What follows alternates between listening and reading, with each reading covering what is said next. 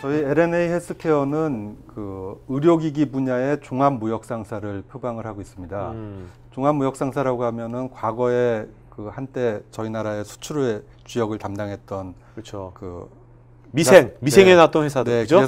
기라성 같은 회사들인데 최근에는 그 글로벌화가 되고 또 그다음에 그 중소기업들도 그 여러 가지 해외 정보를 쉽게 그렇죠. 접하시고 그러면서 종합무역상사 역할이 상당히 위축된 걸로 알고 있는데요. 의료기기 분야는 아직도 여러 가지 각 나라마다 규제라든지 진입장벽이라든지 네. 이런 그 점들이 많이 있어가지고 그런 거를 갖다가 잘 파악하지 못하면은 직접 진출하는데 네. 어려운 점들이 많이 있거든요. 네네. 그래서 저희는 그런 거에 좀 착안을 해가지고 저희는 이제 규제 또는 법률적인 거, 제품 등록, 네. 그다음에 또 더 나아가서는 네. 그 유통망 자체도 굉장히 좀 폐쇄적인 경우가 많이 있거든요. 네. 의료기기가. 네, 의료기기 네네. 쪽은 네, 그렇죠. 아직도 일반 제품들하고 달라서요. 그래서 아직도 저희 같이 유통을 전문으로 하고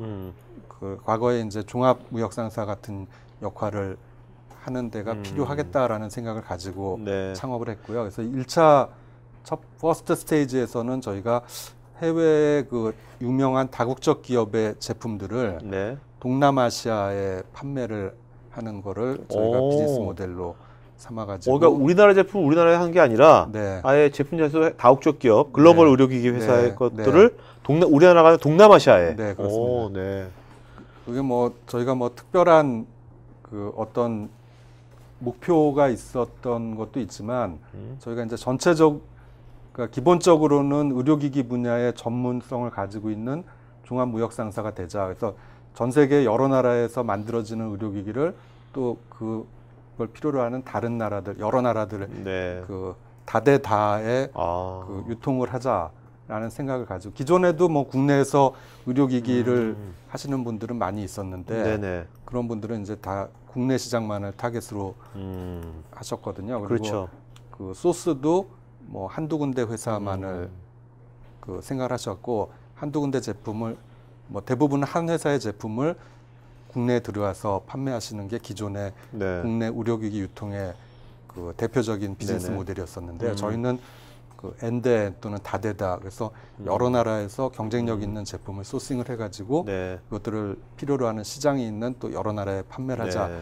이런 모델을 가지고 있는데 그걸 어떻게 임플리멘테이션 할까를 고민을 하다가 제일 쉽게 저희가 어프로치를 할 수 있었고 또 저희 그 인적 네트워크가 있었던 그 미국계 뭐 미국이 전 세계 의료기기 시장의 50%를 넘어가거든요. 네.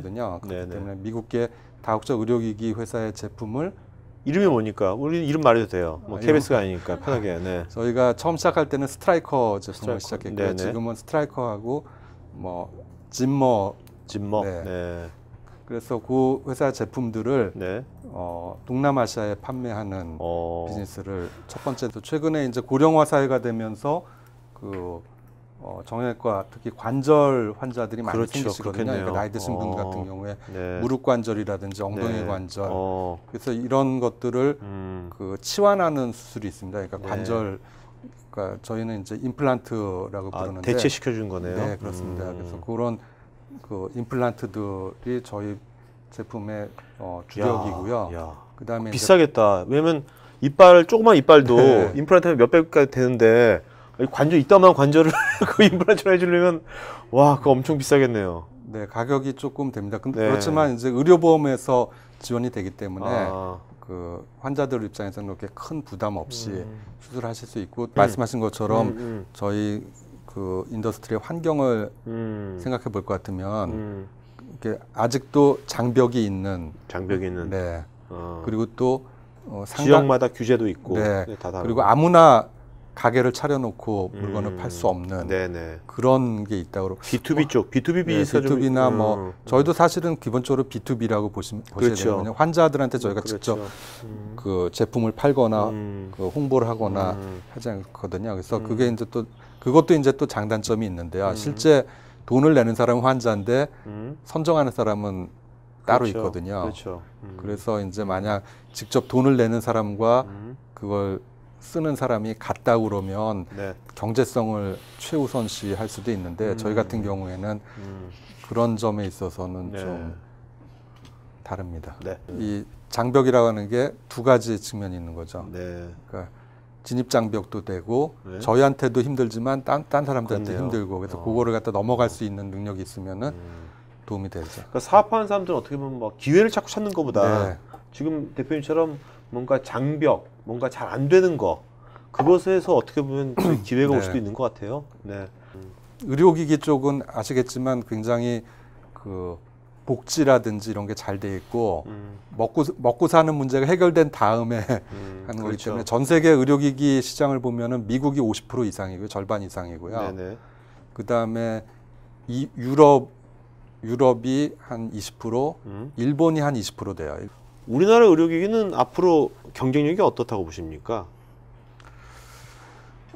저는 이제 이게 결국은 오랜 시간과 역사와 뭐 이게 있어야 되는데요. 과거에 저희 나라가 한때 그 뭐 기계나 전자 쪽에 많은 인재들이 몰렸었잖아요. 네네. 그래서 뭐 저희가 조선이나 뭐 지금 자동차나 전자나 이런 쪽이 굉장히 발전했던 것처럼 최근에는 많은 그 인재들이 의과대학이나 뭐 이쪽으로 네. 가니까 그 인재 풀은 많이 좋아지리라고 생각을 하고요. 그리고 또 저희가 앞으로의 또 의료기기는 굉장히 전자화되고 디지털 헬스가 요새 굉장히 관건이 되는데 디지털 헬스 쪽에서는 저희 나라가 충분히 경쟁력이 갖춰져 있다고 생각을 합니다. 네네. 근데 말씀드렸다시피 제조뿐만 아니라 이거는 의학이 발전을 해야 돼요, 기본적으로. 그래서 아까 말씀드렸던 새로운 제품이 나오면 네.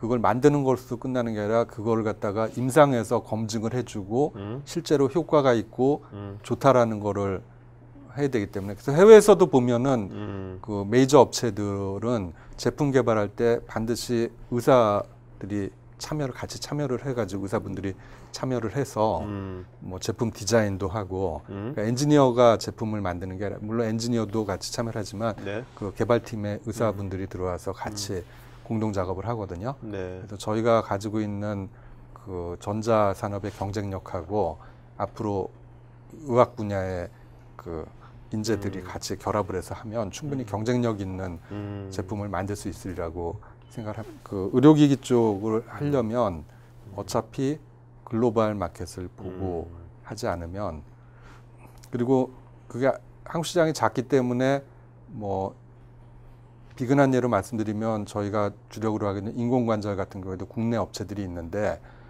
저희가 이제 인공관절 국내 업체 거를 해외에 그 소개를 해보려고 네. 그 조사를 해봤습니다. 그러니까 시장 조사도 하고 했는데 그 단가가 안 맞아요. 그러니까 이 글로벌 업체들은 이를테면은 자동차 공장을 생각해보세요. 100만 대 만드는 자동차 공장에서 그 포항제철에서 네. 철을 사는 가격하고 강판을 사는 가격하고 10,000대 만드는 공장에서 강판 사는 가격이 다르겠죠. 네네. 그러니까 이런 글로벌 업체들은 전 세계를 대상으로 해서 판매를 하고 그 판매량이 뭐 몇십 배에서 몇백 배 되기 때문에 단가가 훨씬 더 낮은데 국내만을 대상으로 해가지고는 그 가격 경쟁력도 없고. 그렇죠. 네. 네. 저희도 이제 중국에 여러 그 전시회라든지 뭐 저희 쪽 보면 이제 의학회 학회들이 있거든요. 그래서 네.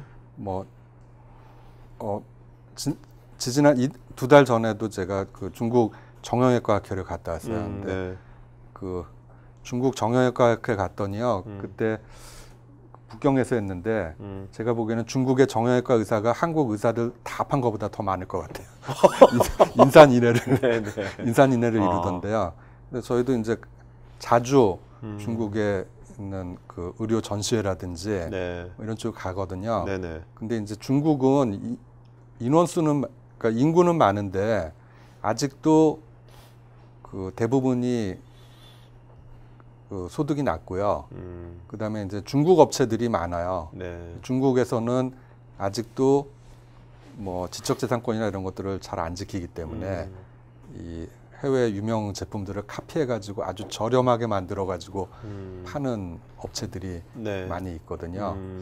그래서 저희는 뭐 중국도 타겟으로는 생각하고 있는데 저희뿐만 아니라 아까 말씀드린 이 해외 메이저 업체들도 네. 중국에는 굉장히 조심스럽게 아, 접근을 하고 있어요. 지금이 적기인가 아닌가를 잘 네, 지금 탐색을 적기인가 아닌가도 탐색하지만 이 지금 가지고 있는 제품을 가지고 들어갈지 네. 아니면 중국에서 중국용으로 생산, 아. 그러니까 회사마다 다른데요. 어. 어떤 회사는 지금 뭐 이 의료기기 제품은 진짜 선진국에서 만들고 저희가 파는 제품도 보면은 미국 아니면 유럽에서 만들거든요. 그러니까 전 세계에 다 공급하는데 미국 아니면 유럽 공장에서 만드는데 그거를 그대로 가지고 가서 팔지 아니면 중국에다 공장을 지어가지고 중국용으로 따로 생산을 할지 네네. 두 가지 케이스. 또 세 번째 어프로치는 중국 업체를 M&A하는 아, 네. 방식. 이 세 가지 방식을 가지고 하는데 굉장히 조심스럽게 접근하고요. 중국이 크긴 하지만 의료기기 시장에서는 사실 그렇게 아직은 그렇게 큰 시장이 아니에요.